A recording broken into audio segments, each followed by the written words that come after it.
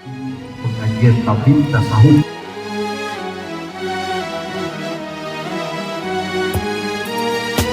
Pengajian tauhid tasawuf yang berpaham ahli sunnah wal jamaah.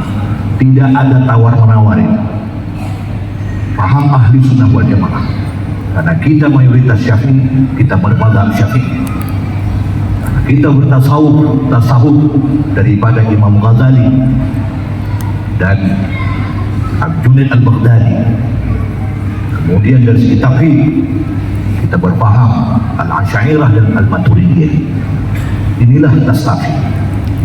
Tastafi ini bukan kebetulan aja dibentuk sama guru kita di Aceh. Bukan milik orang Aceh Tastafi. Tastafi ini ahli sunnah wal jamaah. Atas nama pengajian ahli sunnah wal jamaah, itulah Tastafi.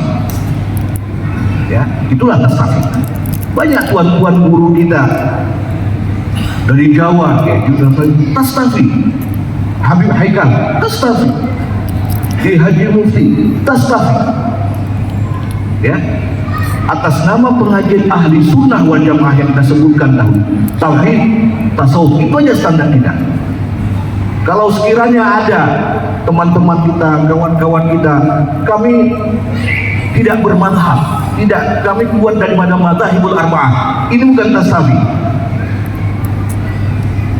Ada tasawuf yang mau jadi wali, ini yang Afwan Kiai Habib Haikal.